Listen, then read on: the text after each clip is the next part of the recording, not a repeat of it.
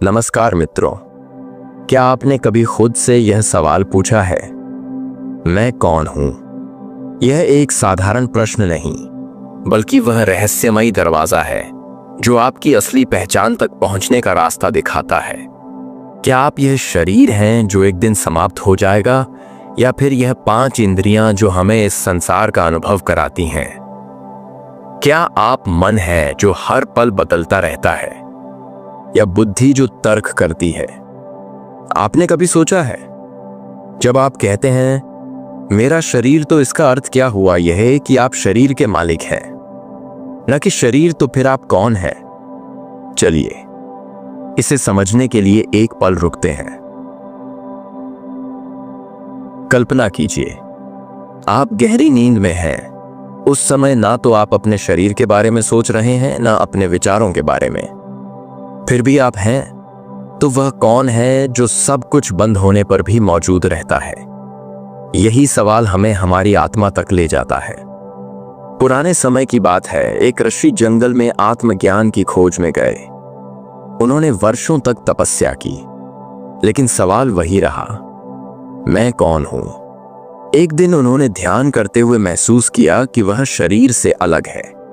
उन्होंने जाना कि शरीर तो सिर्फ एक वस्त्र है जो आत्मा पर धारण किया गया है। उन्होंने समझा कि मन और बुद्धि भी केवल उपकरण हैं जो आत्मा की सेवा में है। यह समझने के लिए जरूरी है कि हम बार बार इस प्रश्न पर ध्यान दें। एक बार आंख बंद करके खुद से पूछे, मैं कौन हूं? क्या मैं वह विचार हूं जो अभी मेरे दिमाग में चल रहा है? नहीं, क्योंकि यह विचार हर पल बदलते रहते हैं। तो फिर क्या मैं वह भावनाएं हूं जो मुझे प्रभावित करती हैं? नहीं, क्योंकि वे भी स्थायी नहीं है। इस सवाल का जवाब तभी मिलेगा जब हम अपनी चेतना के गहरे स्तरों में प्रवेश करेंगे। आत्मा को जानने के लिए हमें ध्यान करना होगा। रोज सुबह ब्रह्म मुहूर्त में कुछ पल शांत बैठ गहरी सांस ले और खुद से यह सवाल पूछे। शुरुआत में कुछ नहीं दिखेगा, मन भटकने लगेगा, लेकिन धीरे धीरे एक दिन ऐसा आएगा जब सब कुछ स्पष्ट होगा। विज्ञान भी अब यह मानने लगा है कि चेतना मस्तिष्क और शरीर से परे है। न्यूरोसाइंस कहता है कि हमारे विचार और भावनाएं मस्तिष्क की गतिविधियां हो सकती हैं, लेकिन चेतना एक अलग आयाम है। ध्यान के माध्यम से हम इस चेतना को महसूस कर सकते हैं। आत्मा को समझने के लिए आपको खुद को बाहरी पहचान से अलग देखना होगा। गीता में श्री कृष्ण कहते हैं, तुम ना यह शरीर हो ना यह मन, तुम तो शुद्ध आत्मा हो। जब आप ये समझ जाते हैं तो आपके जीवन में एक अद्भुत परिवर्तन होता है। कल्पना कीजिए कि आप एक आकाश है। आपके भीतर बादल आते हैं और चले जाते हैं। यह बादल आपके विचार और भावनाएं हैं, लेकिन आकाश हमेशा स्थिर रहता है। यह आकाश ही आपकी आत्मा है। इसे कोई हिला नहीं सकता, इसे कोई बदल नहीं सकता।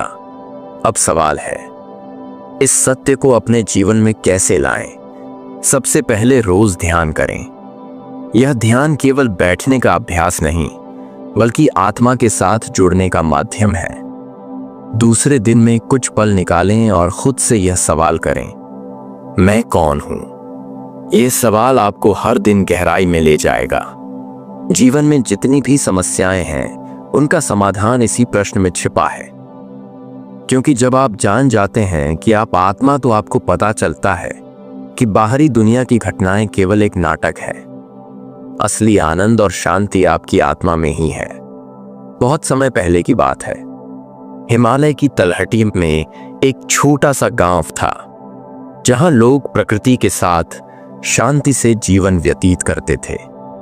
उसी गांव में रहने वाले एक युवा का नाम था आर्यन। आर्यन बचपन से ही बहुत जिज्ञासु था।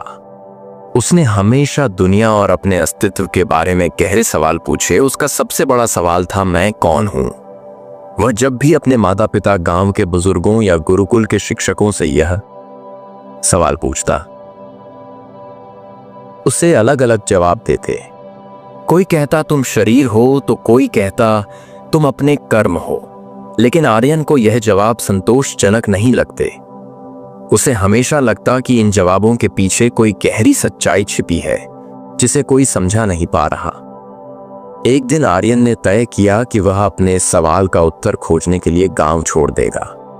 उसने अपनी यात्रा शुरू की और हिमालय की ओर निकल पड़ा। रास्ते में उसे तरह तरह के लोग मिले, कुछ साधु, कुछ व्यापारी और कुछ तपस्वी, लेकिन किसी के पास उसके सवाल का स्पष्ट जवाब नहीं था। अपनी यात्रा के दौरान आर्यन एक पर्वत की चोटी पर स्थित एक आश्रम पहुंचा। वहां एक योगी ध्यान में लीन थे। आर्यन ने उनके पास जाकर अपना सवाल पूछा, महात्मा जी, मैं कौन हूं? योगी ने अपनी आंखें खोली और मुस्कुराते हुए कहा, बेटा, यह सवाल जितना सरल है उतना ही गहरा। इसका उत्तर तुम्हें अपने भीतर खोजने की जरूरत है। योगी ने आर्यन को ध्यान का अभ्यास करने की विधि सिखाई और कहा, जब तुम अपने विचारों से परे जाकर शांत हो जाओगे तब तुम्हें उत्तर मिलेगा। आर्यन ने ध्यान करना शुरू किया, लेकिन जैसे ही वह ध्यान में बैठता उसका मन भटकने लगता। उसे कभी अपने घर की याद आती, कभी अपने सवाल का उत्तर जानने की अधीरता उसे परेशान करती। योगी ने उसे समझाया, तुम्हारा मन एक चंचल बंदर की तरह है। इसे शांत करना आसान नहीं, लेकिन असंभव भी नहीं। धैर्य रखो। ध्यान की कठिनाइयों के बीच आर्यन ने महसूस किया कि उसे अपने सफर को आगे बढ़ाना चाहिए। वह आश्रम छोड़कर नीचे की ओर चल पड़ा। रास्ते में उसे एक व्यापारी मिला जो बहुत धनी था। व्यापारी ने आर्यन से उसकी यात्रा का कारण पूछा। आर्यन ने अपना सवाल दोहराया, मैं कौन हूं? व्यापारी हंसते हुए बोला, तुम्हें यह सवाल पूछने की जरूरत ही क्यों है? जीवन का असली उद्देश्य है धन कमाना और सुख प्राप्त करना। यही तुम्हारी पहचान है। लेकिन आर्यन इस जवाब से सहमत नहीं हुआ। उसने व्यापारी से पूछा, अगर धन ही सब कुछ है तो आप इतने असंतुष्ट क्यों लगते हैं? आपके पास तो सब कुछ है, फिर भी आपको शांति क्यों नहीं? व्यापारी आर्यन के सवाल पर चुप हो गया। आर्यन ने समझा कि भौतिक सुख उसे उसके सवाल का उत्तर नहीं दे सकते। आर्यन आगे बढ़ा और एक घने जंगल में पहुंचा। वहां उसने एक तपस्वी को देखा जो अकेले ध्यान में लीन था। तपस्वी की आंखों में गहरी शांति थी। आर्यन ने उनके पास जाकर वही सवाल पूछा। तपस्वी ने मुस्कुराते हुए कहा, तुम्हारा सवाल बहुत महत्वपूर्ण है, लेकिन इसका उत्तर तुम्हें अनुभव से मिलेगा, ना कि शब्दों से। तपस्वी ने आर्यन को एक कहानी सुनाई। बहुत समय पहले एक राजा था जो अपने राज्य के हर कोने में यही सवाल पूछता फिरता था, मैं कौन हूं? एक दिन उसे एक साधु ने कहा, तुम केवल अपने शरीर या मन नहीं हो, तुम वह आत्मा हो जो सब कुछ देखती है। लेकिन इसे जानने के लिए तुम्हें अपनी सभी धारणाओं को छोड़ना होगा। आर्यन को इस कहानी से प्रेरणा मिली। उसने तपस्वी से पूछा, अपनी धारणाएं कैसे छोड़ना होगा? तपस्वी ने कहा, तुम्हें खुद को दृष्टा बनाना होगा। हर विचार, हर भावना और हर अनुभव को देखो, लेकिन उनसे जुड़ना मत। आर्यन ने तपस्वी की सलाह मानी और अपनी यात्रा जारी रखी। वह गहरे जंगल में पहुंचा, जहां उसने एक गुफा में बैठकर ध्यान करना शुरू किया। दिन, हफ्ते या महीने बीत गए। एक दिन ध्यान के दौरान उसने अचानक महसूस किया कि वह अपने शरीर, मन और विचारों से अलग है। उसे एक गहरा एहसास हुआ, मैं केवल यह शरीर नहीं हूं, मैं केवल यह विचार भी नहीं हूं, मैं वह चेतना हूं जो सब कुछ देखती है। मैं वह शुद्ध आत्मा हूं जो न जन्म लेती है और न मरती है। जब कोई यह समझ जाता है कि मैं कौन हूं, तो उसके जीवन में एक बड़ा परिवर्तन होता है। यह ज्ञान केवल आत्मा को जानने का नहीं, बल्कि जीवन के हर पहलू को गहराई से समझने का दरवाजा है। आत्मबोध के बाद अगला प्रश्न स्वाभाविक रूप से आता है, हम यहां क्यों हैं? हमारा मुख्य उद्देश्य क्या है? जीवन के उद्देश्य को समझने के लिए सबसे पहले यह देखना होगा कि यह संसार क्या है। यह जगत हमें हर पल आकर्षित करता है। धन, संबंध, सफलता और प्रतिष्ठा की चाह में हम भागते रहते हैं। लेकिन जब आत्मज्ञान का प्रकाश हमारे भीतर जागता है तो यह सब बाहरी खेल मात्र लगने लगता है, क्योंकि यह सब कुछ नश्वर है। यह दुनिया बदलती रहती है और हर बदलाव के साथ हमारी इच्छाएं और लक्ष्य भी बदलते हैं। परम सत्य यह है कि जीवन का उद्देश्य बाहरी चीजों में नहीं, बल्कि उस आंतरिक चेतना में छिपा है जिसे हमने अब तक अनदेखा किया है। आत्मबोध के बाद हमें यह समझ में आता है कि हमारा असली उद्देश्य दो स्तरों पर है: स्वयं को जानना और उस ज्ञान को कर्म और प्रेम के माध्यम से प्रकट करना। जब आप अपने मैं को समझते हैं तो सबसे पहली चीज जो आप महसूस होती है वह यह है कि आप इस जगत से अलग नहीं हैं। आप और यह ब्रह्मांड एक हैं। जो चेतना आपके भीतर है वही हर जीव, हर वृक्ष, हर पत्थर में है। जीवन का मुख्य उद्देश्य इस एकता को अनुभव करना और इसे अपने जीवन में जीवंत बनाना है। इसके 3 चरण हैं। पहला चरण है अपने भीतर गहराई तक जाना। आत्मबोध कोई स्थिर स्थिति नहीं, बल्कि एक निरंतर यात्रा है। ध्यान, स्वचार और सच्चे ज्ञान के माध्यम से आप अपनी चेतना को विस्तार देते हैं। जैसे जैसे यह विस्तार होता है, आप यह महसूस करते हैं कि आप केवल अपने व्यक्तिगत जीवन तक सीमित नहीं हैं। आपका अस्तित्व इस पूरी सृष्टि से जुड़ा हुआ है। दूसरा चरण है सेवा और प्रेम। जब आप यह समझ जाते हैं कि हर जीव आत्मा का ही अंश है, तो आपके भीतर प्रेम का समुद्र उमड़ने लगता है। यह प्रेम केवल किसी व्यक्ति, परिवार या मित्रों तक सीमित नहीं रहता, यह अनंत हो जाता है। आप यह महसूस करते हैं कि हर प्राणी आपके ही जैसे हैं। आत्मा का अंश, शुद्ध चेतना, इस प्रेम को प्रकट करने का सबसे सुंदर माध्यम सेवा है। सेवा का अर्थ है बिना किसी स्वार्थ के दूसरों की भलाई करना। जब आप सेवा करते हैं तो आप अपने अस्तित्व के असली उद्देश्य को पूरा कर रहे होते हैं। तीसरा और अंतिम चरण है अपने जीवन को सत्य, प्रेम और करुणा का माध्यम बनाना। जीवन का उद्देश्य केवल स्वयं की मुक्ति नहीं, बल्कि दूसरों को भी इस सत्य की ओर ले जाना है। जब आप अपने जीवन को एक उदाहरण बनाते हैं तो लोग आपसे प्रेरणा लेते हैं। आपका जीवन एक जीवित संदेश बन जाता है। यह सब सुनने में सरल लगता है, लेकिन इसे जीना उतना ही कठिन है, क्योंकि हमारे भीतर पुरानी आदतें, इच्छाएं और स्वार्थ छिपे होते हैं। आत्मबोध के बाद हमें अपने भीतर इन पर विजय पानी होती है। यह जीवन का एक और बड़ा उद्देश्य है। एक कहानी है। एक बार एक साधक ने अपने गुरु से पूछा, गुरुदेव, आत्मज्ञान के बाद क्या करना चाहिए? गुरु ने मुस्कुराते हुए कहा, आत्मज्ञान के बाद असली यात्रा शुरू होती है। अब तुम्हें यह समझना होगा कि तुम केवल अपने लिए नहीं, बल्कि इस पूरे जगत के लिए हो। जो सत्य तुम्हें मिला है उसे हर किसी के साथ बांटने का समय आ गया है। साधक ने पूछा, लेकिन मैं यह कैसे कर सकता हूं?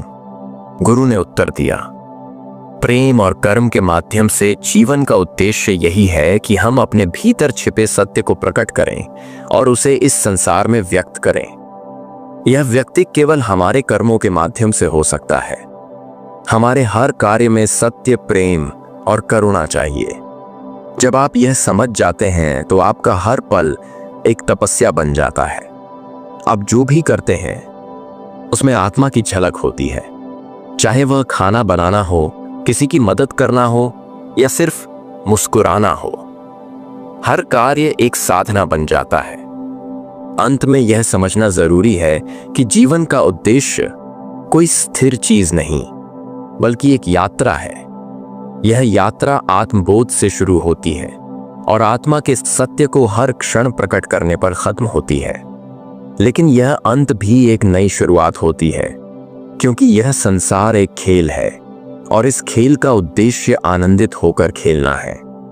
जो लोग यह समझ लेते हैं वे कभी परेशान नहीं होते। वे जीवन के हर पल में शांति और आनंद का अनुभव करते हैं। तो जीवन का मुख्य उद्देश्य यही है, अपने भीतर के सत्य को जानना और उसे दुनिया के साथ साझा करना। यही जीवन का सबसे बड़ा सत्य है। प्रिय मित्रों, आज हमने जीवन के सबसे महत्वपूर्ण प्रश्नों पर विचार किया। मैं कौन हूं और जीवन का मुख्य उद्देश्य क्या है? यह सवाल साधारण नहीं है। ये ऐसे प्रश्न हैं जो हर व्यक्ति को अपनी जड़ों तक ले जाते हैं। जब आप समझ जाते हैं कि आप केवल शरीर, मन या विचार नहीं हैं, बल्कि शुद्ध आत्मा है, तो जीवन के मायने ही बदल जाते हैं। इस दुनिया की सारी उलझनें, सारी दौड़ भाग और सारे द्वंद्व केवल बाहरी दुनिया के भ्रम हैं। असली यात्रा तो अपने भीतर की है। जब आप जान जाते हैं कि आप आत्मा हैं, शाश्वत, अजर, अमर और आनंदमय।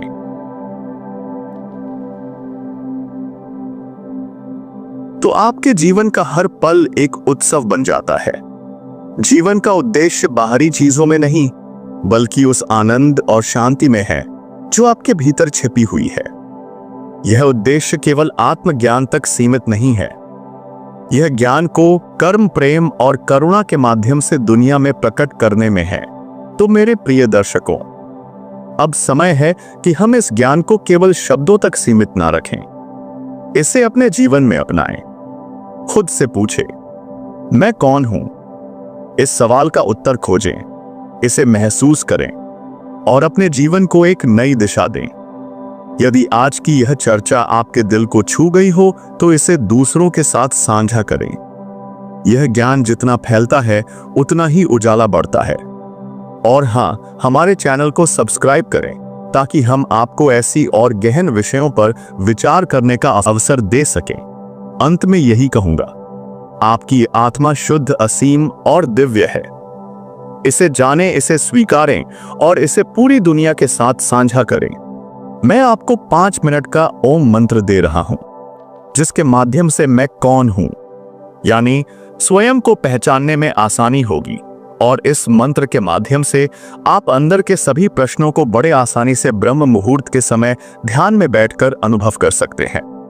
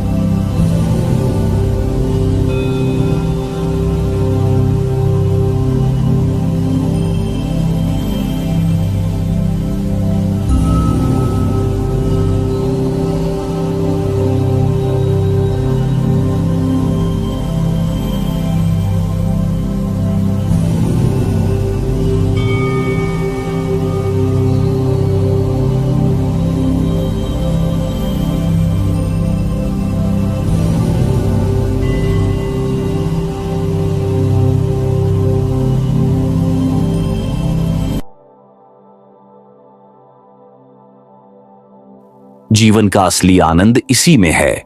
धन्यवाद और आपका दिन शुभ हो।